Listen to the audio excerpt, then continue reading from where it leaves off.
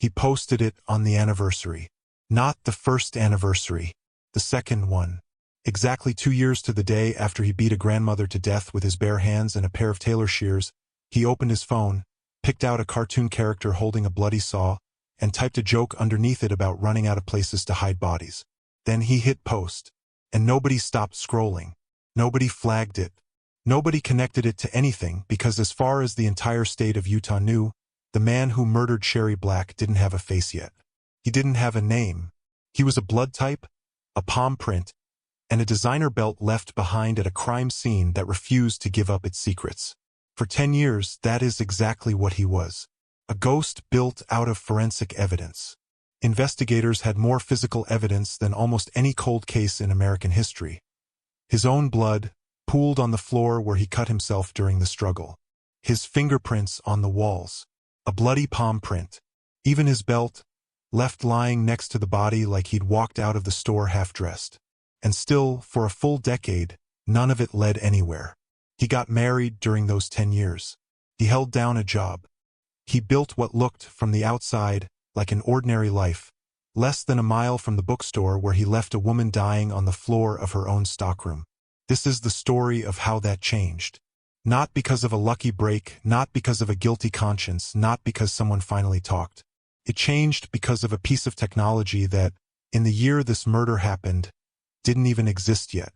A method that would eventually let investigators build a family tree out of nothing but a blood sample and a database normally used by hobbyists tracing their ancestry for fun. This is the case that quietly rewrote how cold cases get solved in America. And it starts on a Tuesday afternoon in a bookstore that a husband and wife built together, brick by brick, one rare book at a time. If a story like this, the kind with real stakes, real grief, and a genuinely stunning break in the case, is the reason you come to this channel, do me a favor before we go any further. Hit subscribe and tap that notification bell. Cases like this one don't get solved by luck. They get solved because people keep paying attention long after the headlines fade. And that's exactly what this channel is built to do. Now, let's go back to the beginning, to a woman named Sherry, and a store that never needed a single word written down. Sherry Nielsen was born on October 14, 1946, in Orem, Utah. Even as a young girl, she had a quiet, specific kind of obsession: books. Not just reading them, but knowing them. Where they came from, what made a particular edition rare, why one dog-eared paperback might be worth nothing while another, sitting right next to it, might be worth hundreds of dollars to the right collector. That kind of knowledge doesn't come from a manual. It comes from years of paying close attention to something you love. She met Earl Black at high school dances, the kind of small-town courtship that feels almost impossibly gentle looking back on it now. They married on April 16, 1965. A year later, their daughter Heidi was born. For a decade, from 1976 to 1986, Sherry worked as a docent at Salt Lake City's Hogle Zoo, driving out to elementary schools with live animals in tow, teaching kids about conservation before most people were using that word in casual conversation. By the time she became a grandmother in 1986, she'd already spent 20 years quietly giving her time to her community without ever asking for recognition for it. Professionally, she and Earl built something together that reflected both of their passions perfectly. B&W Billiards and Books, a shop at 3466 South 700, East in South Salt Lake, built right next door to their own house. Earl handled the billiard side, restoring old pool tables by hand in the workshop out back. Sherry ran the books. Rare editions, used copies, out-of-print titles that most stores wouldn't even bother stocking. And here's the detail that matters more than it seems like it should. She knew every single item in that inventory by memory. No spreadsheet, no ledger, no computer system tracking what came in and what went out. It all lived in her head, the way a good librarian just knows where everything is without needing to check a card catalog. By 2010, she was 64 years old, a grandmother of 6. Through her daughter Heidi's marriage to Greg Miller, former CEO of the Larry H. Miller Group and the Utah Jazz, she was connected, at least by family, to some of the most recognizable names in Utah business. But she never lived like that mattered. She was still behind the counter of her own small store nearly every day, tracking down obscure titles for collectors who wandered in off the street looking for something specific. Investigators would later confirm something that made this case both simpler and infinitely harder at the same time. Sherry Black had no known enemies, no disputes, no documented conflict with a single living soul. She wasn't targeted because of who she was or what she had or who she'd wronged. And that one fact, that whoever did this had no relationship to her at all, is exactly what would make this case nearly impossible to solve using the tools available in 2010. Because when detectives can't trace a relationship, can't chase a motive, can't dig through a grudge, where do you even begin? Tuesday, November 30th, 2010. Sherry was alone in the store, the way she was most days. Earl had gone out running errands, expecting to come back and find her right where she always was. At approximately 1:43 in the afternoon, he returned to the property and walked into the shop. Something was wrong immediately, the kind of wrongness you feel in your chest before your mind catches up to it. He searched the building and found his wife unresponsive on the floor of the rear stockroom. He called emergency services on the spot. First responders arrived to a scene of severe trauma. She was pronounced dead where she was found. The autopsy, conducted the following day by the Utah Office of the Medical Examiner, laid out exactly how brutal this attack had been. Sherry Black had been stabbed 9 times with a pair of heavy-duty tailor shears that were recovered at the scene. She had also suffered blunt force injuries consistent with a severe, sustained beating to her head, neck, and torso. Years later, Salt Lake County District Attorney Sim Gill would confirm a detail that had never been made public at the time. The evidence showed she had also been assaulted after her death. Here's what made the scene itself so strange to investigators walking through it that afternoon. All of the violence, every bit of it, was concentrated in that narrow rear stockroom. Out front, the customer counter and the retail floor were completely untouched. Nothing was ransacked. Nothing had the chaotic, frantic look of a robbery that spiraled out of control.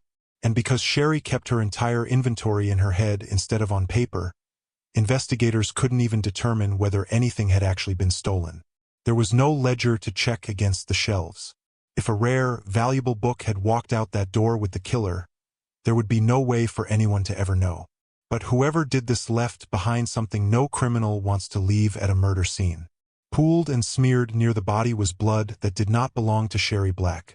A man's blood, suggesting the attacker had cut himself during the struggle. Investigators lifted latent fingerprints from nearby surfaces, along with a distinct bloody palm print. And lying beside her body was a men's Armani exchange belt, buckle size 36 to 38 inches, with a small sticker on the back of the buckle bearing a handwritten set of digits. 323. On paper, this should have been one of the easiest violent crimes to solve in the department's history. DNA, fingerprints, a palm print, a traceable piece of designer clothing. Investigators had more physical evidence sitting in front of them than most cold case detectives ever get in an entire career. So why did it take 10 years to get a name? The South Salt Lake Police Department led the investigation, with Captain Jack Carruth, Sergeant Gary Keller, and Lieutenant Dwayne Ruth overseeing the scene. Officers secured the building, canvassed the surrounding neighborhood, and pulled search warrants to comb through the shop, the workshop, and the property around it.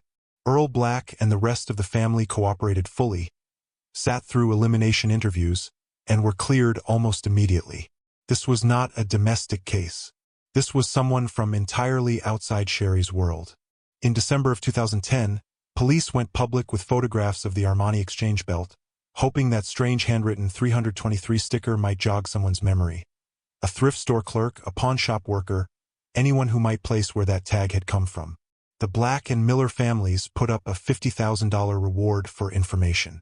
Detectives had already executed search warrants across the retail space, the workshop, and the grounds, recovering every trace of physical evidence they could methodically find. Then, in February of 2011, the Utah Bureau of Forensic Services extracted a clean, full male DNA profile from the blood recovered at the scene. This should have been the moment that solved everything. The profile went straight into CODIS, the FBI's national DNA database, the same system responsible for cracking thousands of cases by matching crime scene evidence against the DNA of previously convicted offenders.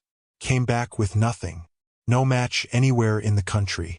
In May of 2011, the sample was sent out again, this time to Sorensen Forensics for deeper analysis. What came back was genuinely intriguing, but still frustratingly limited. The perpetrator's DNA showed roughly 59% West Sub-Saharan African biogeographical ancestry. It was a real clue about who this man might be. But in 2011, there was no scientific method yet that could turn an ancestry percentage into an actual name. Detectives kept working anyway. They interviewed dozens of people. They chased hundreds of tips that led nowhere.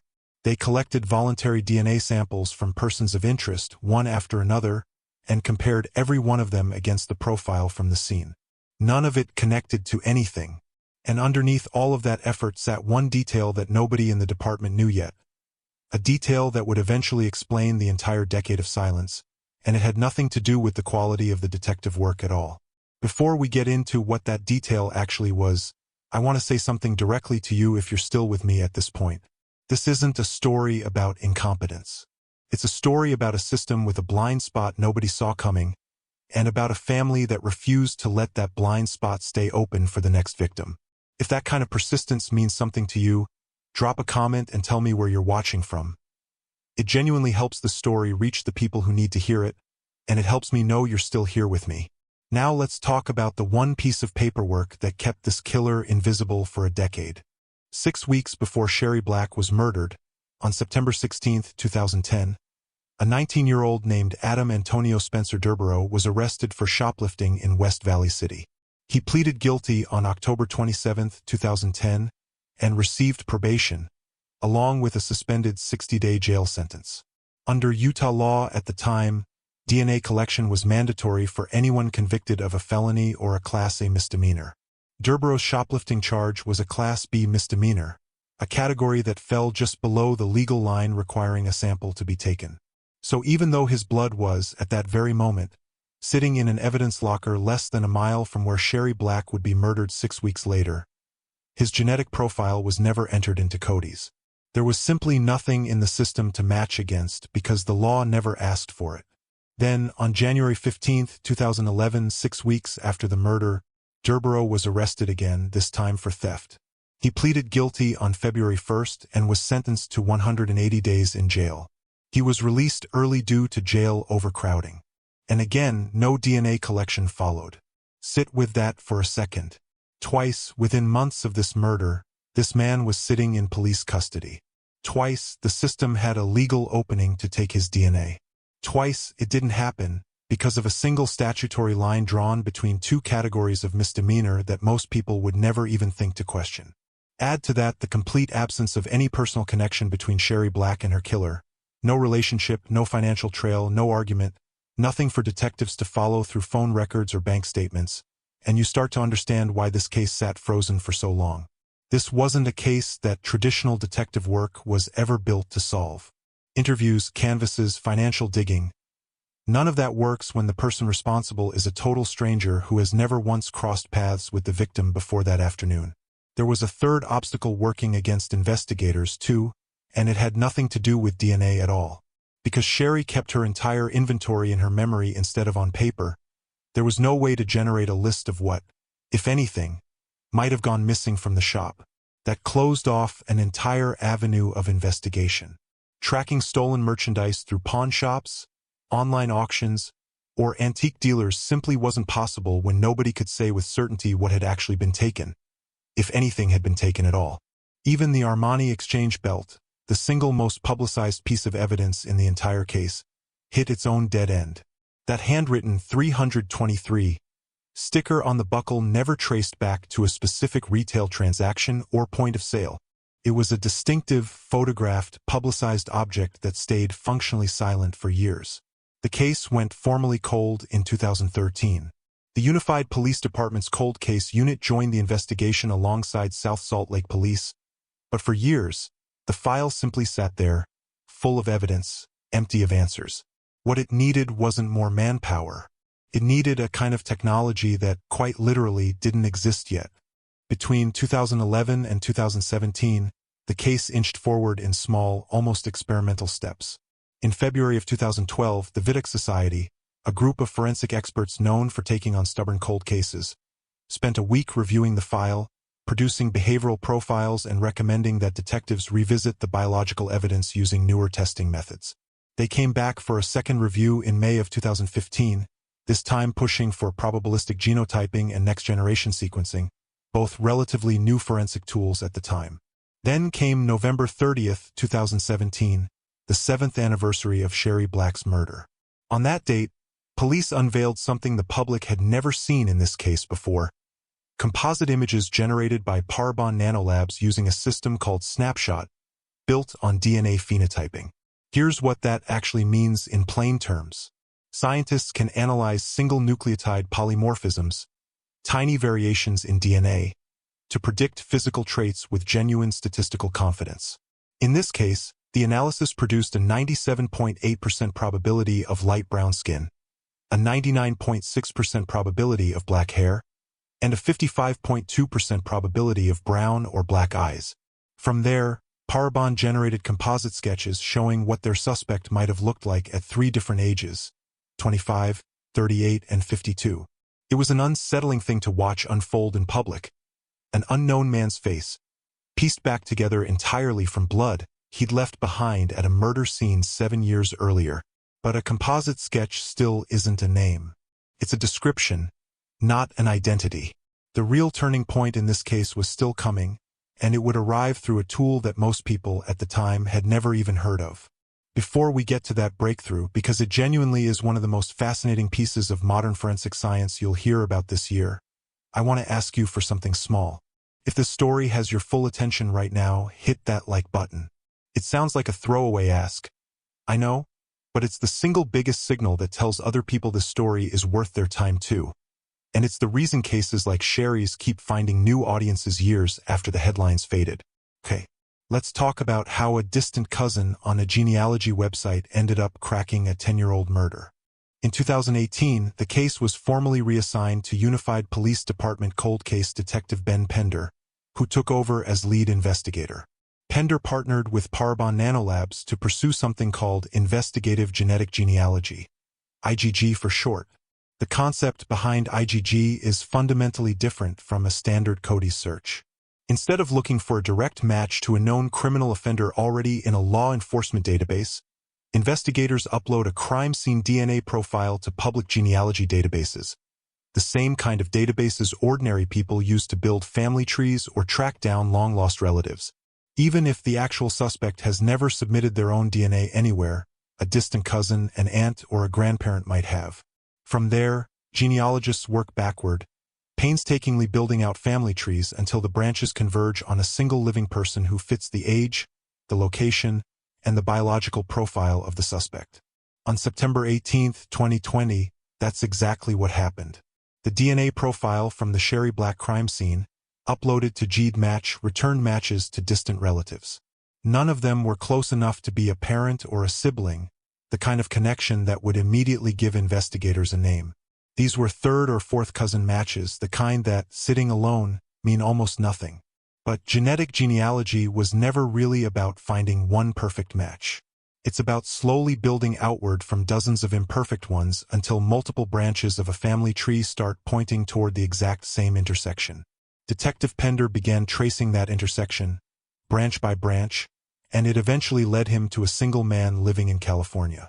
Pender flew out, obtained a reference DNA swab directly from him, and confirmed something enormous: paternity. This man was the biological father of the person investigators had been hunting for a decade. And the father gave Pender something that no amount of forensic science alone could have provided: human memory. He shared the name of the child's biological mother, a photograph of the child at 3 months old, and the name that had been given to that baby at birth: Antonio. 10 years of silence, and suddenly, for the first time, investigators had a first name. But a first name from a decades-old birth record still isn't an arrest. Somewhere between that infant photograph and the present day, Antonio had grown into a man living under a completely different identity, one that would take one more piece of old-fashioned records work to finally uncover. In early October of 2020, detectives cross-referenced the biological mother's family line with public records, and an obituary for the child's maternal grandmother turned out to be the piece that closed the loop. It connected the birth name Antonio to a man now living under a different name entirely, Adam Antonio Spencer Durborough. Durborough had been 19 years old at the time of the murder, and 29 at the time investigators finally identified him. He was living and working in Orem, Utah. And here's where the case takes on a chilling layer of proximity that 10 years of investigation had somehow never uncovered. In November of 2010, Durborough's biological mother lived within a single mile of B&W Billiards and Books. His adoptive father, Joseph Durborough, ran a commercial photography business and had previously lived on a corner in South Salt Lake, literally around the block from Sherry Black's own home. This was never a stranger who wandered in off a highway from across the state. This was someone whose roots had been planted just steps away from the crime scene the entire time. There's one more detail buried in the record that deserves its own moment, because it's genuinely unsettling in hindsight. Joseph Durborough, the adoptive father, had been arrested in 2002 as part of a federal investigation and was convicted of producing and distributing child exploitation material, ultimately serving 10 years in federal prison. And then there's the anniversary post, the one we opened this video with. On November 30th, 2012, exactly 2 years to the day after he murdered Sherry Black, Adam Durborough posted a cartoon image online holding a bloodstained saw, with a caption joking about running out of places to hide bodies. For 8 more years, that post sat online in plain sight. Nobody connected it to anything because nobody was looking at him at all.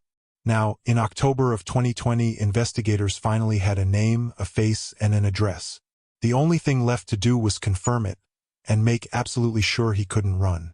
On October 7, 2020, detectives began surveilling Durborough directly. In public, they surreptitiously collected an item containing his discarded biological material, the kind of abandoned DNA collection that doesn't require a warrant, because once something is thrown away, it's no longer legally private. That sample went straight to the Utah Bureau of Forensic Services for expedited testing. On October 8, the results came back.